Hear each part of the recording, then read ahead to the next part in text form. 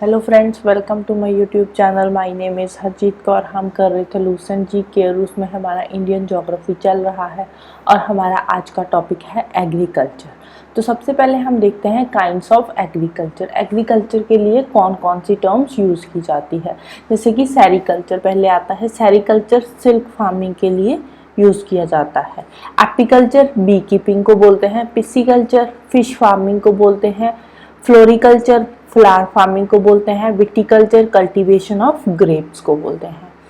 वर्मिकल्चर बोलते हैं cultivation of earthworms को। पोमोलॉजी बोला जाता है फ्रूट फार्मिंग को। ओलेरिकल्चर बोला जाता है वेजिटेबल फार्मिंग को।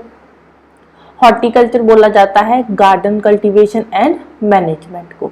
एरोपोनिक्स में क्या होता है? एरोपोनिक्स में प्लांट्स हम ग्रो करते हैं एयर और मिस्ट इन्वायरमेंट में without the use of soil और एन एग्रीगेट मीडियम। नेक्स्ट है हाइड्रोपोनिक्स। हाइड्रोपोनिक्स में हम प्लांट्स ग्रो करते हैं विदाउट सॉइल, बट इसमें हम मिनरल न्यूट्रिएंट सॉल्यूशन यूज करते हैं वाटर सॉल्वेंट में। राइट इनको लर्न करना है क्योंकि एग्जाम में कई बार टर्म्स पूछ लेते हैं कि वर्मिकल्चर किसके लिए होता है। तो उसमें ऑप्शन आ जाएंगे जैसे fruit farming, cultivation of earthworms, vegetable farming, ऐसे 3-4 ऑप्शन होंगे। तो इसलिए इनका रट्टा लगाना कंपल्सरी है। नेक्स्ट है एग्रीकल्चर इन इंडिया। इंडिया के एग्रीकल्चर की हम बात करते हैं। According to census 2011। अब देखो जो अभी लेटेस्ट सेंसस का डाटा हमारे पास है वो है सेंसस 2011। उसके बाद 2021 में सेंसस होनी थी लेकिन हुई नहीं कोरोना की वजह से। तो इसलिए जहाँ पे भी डाटा आता है सेंसस का वो 2011 की सेंसस का डाटा ही देखने को मिलता है। तो 2011 की सेंसस के अकॉर्डिंग हमारी कंट्री की 55% पॉपुलेशन जो है वो एग्रीकल्चर में इन्वॉल्व है, एग्रीकल्चर का काम कर रही है। एग्रीकल्चर से हमें फूड मिलता है और हमारे जो कैटल्स है, हमारे जो इंडिया में कैटल्स है, वर्ल्ड की सबसे ज़्यादा कैटल्स है, उनको भी फूड मिलता है। अब इंडिया की जो पॉपुलेशन है वो सेकंड बिगेस्ट पॉपुलेशन है। फर्स्ट में चाइना की आती है, सेकंड में इंडिया की आती है। हमारी जो एग्रो बेस्ड इंडस्ट्रीज है ना वो भी एग्रीकल्चर पे डिपेंडेंट है। उनका जो रॉ मटेरियल है वो एग्रीकल्चर से ही आता है। एग्रीकल्चर और अलाइड एक्टिविटीज जो हमारी कंट्री का जीवीए है उसमें 17.4% कंट्रीब्यूट करती है।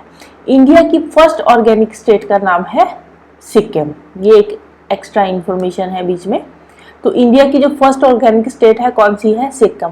तो सिक्किम एक ऐसी स्टेट है यहाँ पे कोई भी फर्टिलाइजर या पेस्टिसाइड यूज नहीं किया जाता, ऑर्गेनिक तरीके से खेती की जाती है।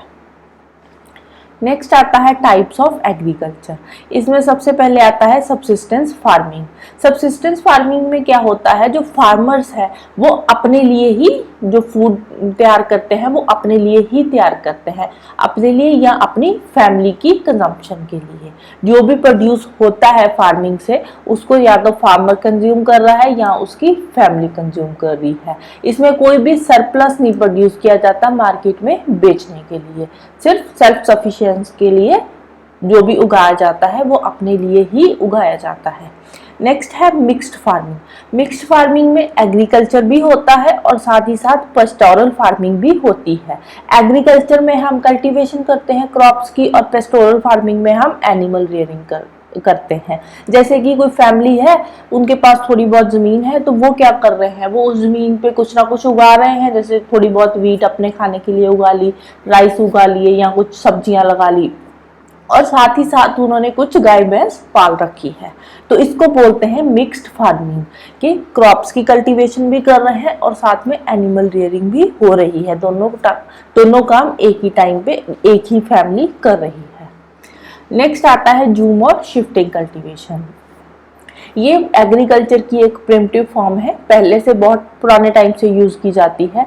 शिफ्टिंग कल्टीवेशन को zoom cultivation north east India में बोला जाता है।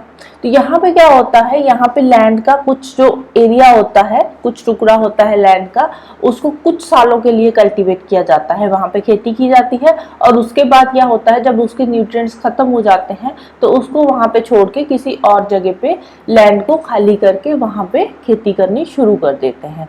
तो जो इंडिया का नॉर्थ ईस्टर्न पार्ट है, नॉर्थ ईस्टर्न पार्ट के जंगल्स है, जैसे असम होगा, मेघालय होगा, मिजोरम हो गया, वहां पे इसको बोला जाता है slash and burn method of farming. तो यहाँ पे ये क्या करते हैं, ये एक लैंड का कुछ एरिया लेते हैं, उसको कल्टीवेशन के लिए खाली कर देते हैं। जैसे कोई जंगल का एरिया है, तो जंगल में तो झाड़ियां होती है ना, तो झाड़ियां काट के उस लैंड के एरिया को वो खाली कर लेंगे और वहां पे 2-3 सालों के लिए खेती करेंगे। जब यील्ड कम होनी शुरू हो जाएगी, जो भी चीज वहां पे उगा रहे हैं, जब उसकी यील्ड कम होनी शुरू हो जाएगी, तो उसको वहां पे वैसे ही छोड़ के किसी नई जगह पे लैंड का एरिया खाली कर लेंगे और वहां पे खेती करना शुरू कर देंगे, और ऐसे ही इनका काम चलता रहता है। नेक्स्ट आती है एक्सटेंसिव फार्मिंग। एक्सटेंसिव फार्मिंग में क्या होता है, इसमें cultivator limited amount of labour and capital use करता है लार्ज एरिया में। मतलब कि बहुत बड़े बड़े खेत होते हैं और वहां पे मॉडर्न तरीके से खेती की जाती है, सो दैट कि लेबर भी कम लगे और कैपिटल भी कम लगे। इस तरह की जो एग्रीकल्चर होती है, ये उन कंट्रीज में होती है यहाँ पे पॉपुलेशन कम होती है और लैंड का एरिया ज्यादा होता है।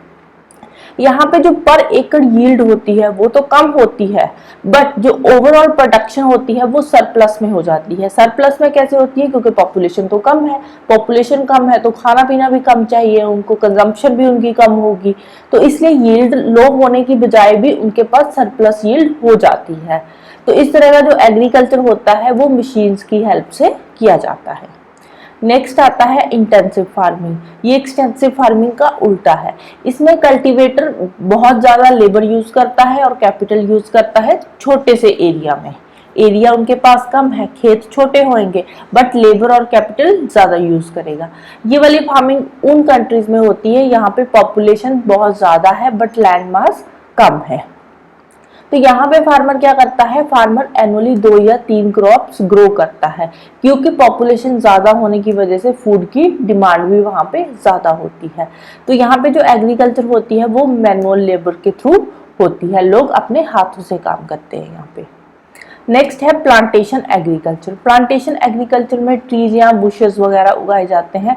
इसमें एक सिंगल क्रॉप ही होती है, जैसे कि रबड़ की क्रॉप होगी, ये एनुअल है, पूरे 1 साल में चलती है। 1 साल के बाद पौधे को फल लगता है इसमें। तो जैसे कि रबड़ की खेती होगी, शुगर केन की होगी, कॉफी हो गया, टी हो गया, बनाना हो गया। तो ये वाली जो क्रॉप्स है इनको मेजर जो हम यूज करते हैं, इनको यूज करते हैं एक्सपोर्ट के लिए, क्योंकि जो रबड़, शुगर केन, कॉफी, टी हो गया, तो ये एक्सपोर्ट के लिए ही हम इनकी कल्टीवेशन करते हैं। नेक्स्ट है only GM crops approved in India. India में जीएम का मतलब क्या होता है, जीएम जेनेटिकली मॉडिफाइड क्रॉप्स। अब इंडिया में सिर्फ 2 ही क्रॉप्स ऐसी हैं जिनको अप्रूवल मिला है, 2 जेनेटिकली मॉडिफाइड क्रॉप्स। कौन कौन सी है, एक है कॉटन और एक है सोयाबीन। इन दोनों क्रॉप्स को, जेनेटिकली मॉडिफाइड क्रॉप्स को अप्रूवल मिल चुका है गवर्नमेंट की तरफ से। नेक्स्ट है सॉइललेस एग्रीकल्चर, जिसको बोलते हैं hydroponics.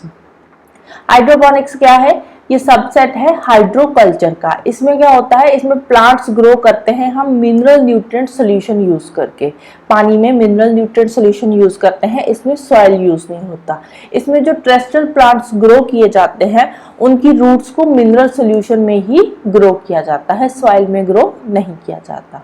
Right, so this is all about today. Next हम करेंगे क्रॉप सीजन, जिसमें खरीफ सीजन, रबी सीजन, जायद सीजन, ये सब हम करेंगे, और ग्रीन रेवोल्यूशन के बारे में पढ़ेंगे और मिनरल्स का थोड़ा सा करेंगे। राइट, तो जाने से पहले वीडियो को लाइक कर देना, शेयर कर देना और चैनल को सब्सक्राइब कर लेना। Thank you, bye bye and have a nice day.